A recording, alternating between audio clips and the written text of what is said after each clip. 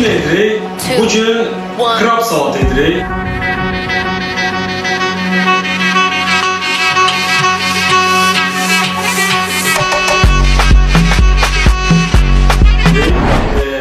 Belki də çoxunuz bilmir, belki də çoxunuz bilir. İnşallah yaxşı bir şey ortaya çıxar. Çox da danışmadan keçək videoya. İnşallah yaxşı alır. Deməli, krabımız budur. İçərisində nə qədər var? 1, 2, 3, 4, 5, 6, 7, 8 dənə. Yaxın çəkində baxın.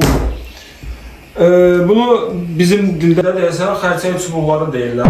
Deməli, bunu həm videoda qabaqçı dəqiqələrdə görəcəksiniz. Bunu balaca doğrayın falan görəcəksiniz hamısını. Biraz tezləşdirilmiş versiyonda görəcəksiniz. Gedək.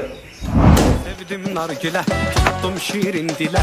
Dedim gələ, deyliyək, canan dedi belə. Sevmirəm, sevmirəm, sevmirəm, yox, yox, yox. Qadanırəm, alım, başına dolanım. Durulu bulanım, ay qız, ay qız. Qadanırəm, alım, başına dolanım. Durulu bulanım, ay qız, ay qız.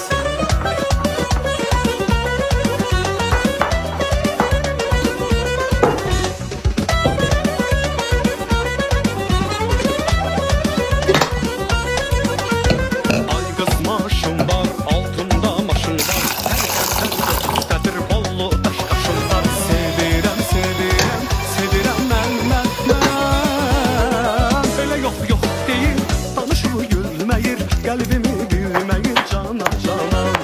Elə yox yox deyir, danışılı gülməyir. Qəlbimi bilməyir canan canan.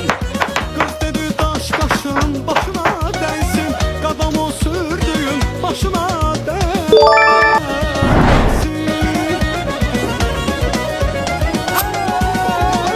Qız dedi daş qaşın başına dəysin. Qadam o sürdüyün başına dəysin.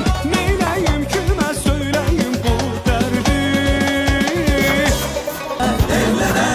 İnsan içinde dur bir ürek. Kendden uzak durak biz ancak sever. Hayat kısa yaşarken diye güler. Baktır deyesen gelin bir evlenek. Can sana kurban de hardasan. Sen yanasan onsuza. Bil sen yaradan mene yaradım. Yarım olasan onu çağırın gelsin. Mənə onu çağırın gelsin. Onu görün yüreğim etsin. Mənə onu çağırın gelsin. Onu mənə çağırın gelsin. Kızartmışsan yine yanaklarını. Kuşları verir mənə soraqlarını. Kızartmışsan yine yanaklarını. Deməli dostlar, videoda gördünüz, sürətləndirilmiş versiyada gördünüz. Yumurtaları kukul formasında doğradım. Xiyarları da eyni qaydada kukul formasında doğrayıb. İçərisində şüyü var idi, bir də keşniş var idi. Onları da xırda doğrayıb əlavə etdim bir qazana və indi isə onun üzərinə istiyordu. Ay can gel beri, gel güzelim, ay can gel beri. İstiyordu əlavə etdik və tuzumuzu da əlavə edək.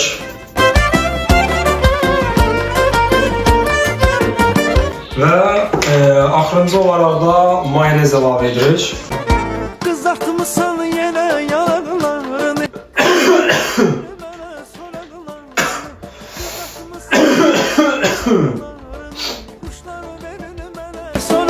Məncə bu qədər mayonez kifayətdir. Və bu səfər qazanın dibini körlamayan bir qaşıqla qarışdıracağam. Keçən videoda doğğa hazırlayırdım. Onu YouTube'a yox, TikTok'a atmışdım. Mənə bir xeylan list gəldi ki, qazanın dibini dəmir qaşıqla qarışdırmaq olmaz. Nə bilim, nə, yorumlar hamısı baxımda burada var. Ona görə də indi bununla bu səfər qarışdıracağım taxta qaşıqla. Getdik. Ay can gel beri.